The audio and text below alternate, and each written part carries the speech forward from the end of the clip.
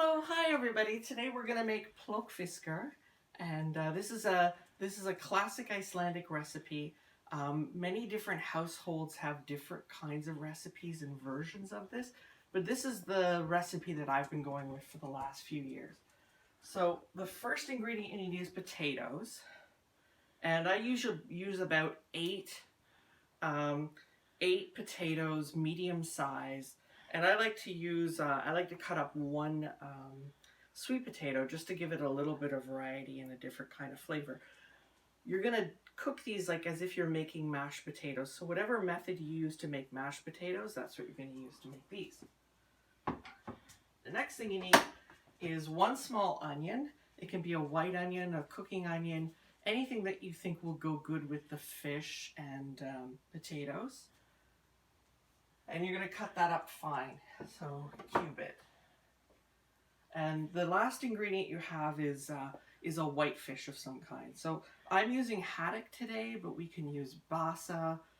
You can use a whole bunch of different kinds of whitefish like Tilapia, whatever works best for you. And sometimes what I'll do is I'll add a little bit of smoked trout or smoked salmon to this as well, just to give it a little more smoky flavor.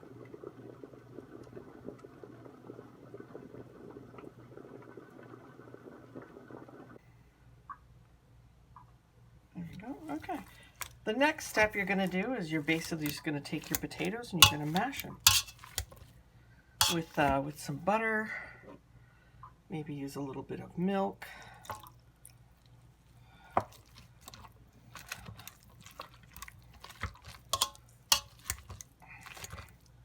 Salt to taste, a little bit.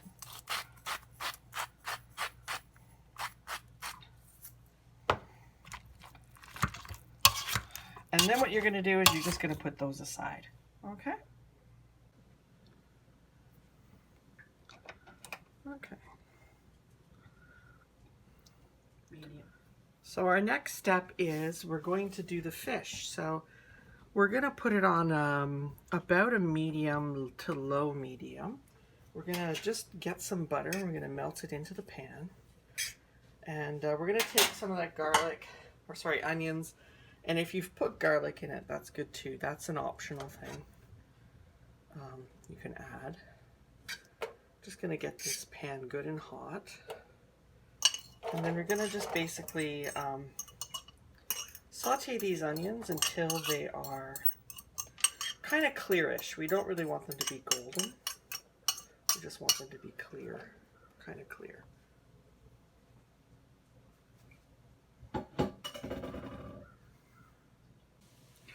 And once the onions start getting that clear consistency and start getting cooked, then what we're going to do is we're just going to add the fish. And pop it in the pan with the butter, the onions.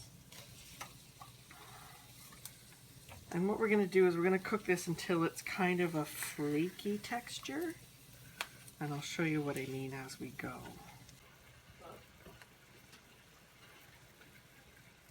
So now what you're going to do is you're going to wait for it to get flaky like this, and that's just basically going to mean that it's cooked and it's ready to go.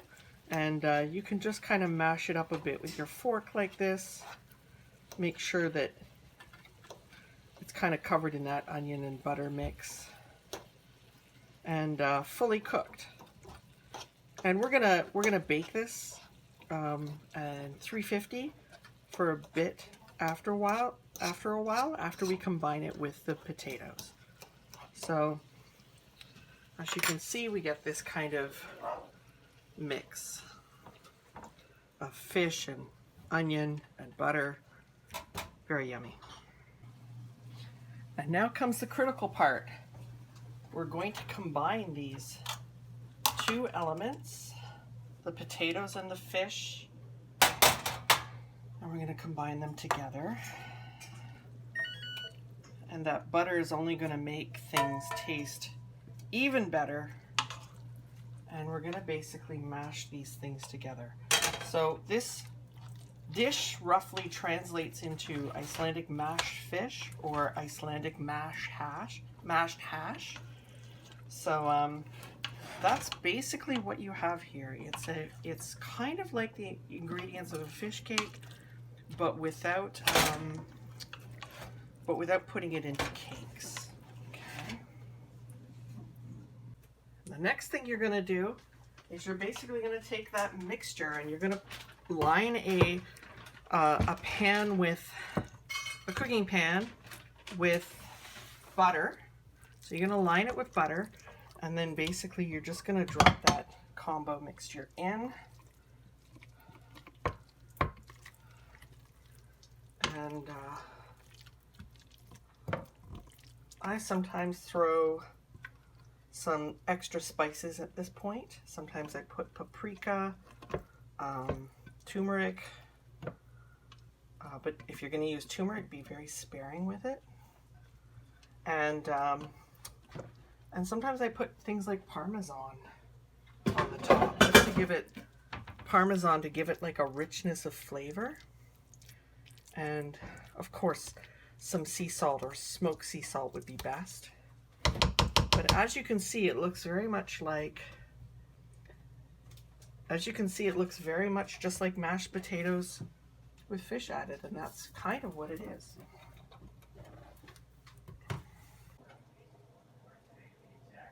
Okay, there we go. That's it done. So now all there's left to do is pull it out of the oven, and of course use your oven. And there we go. That's Plokkfiskur. Yummy and delicious and ready to eat.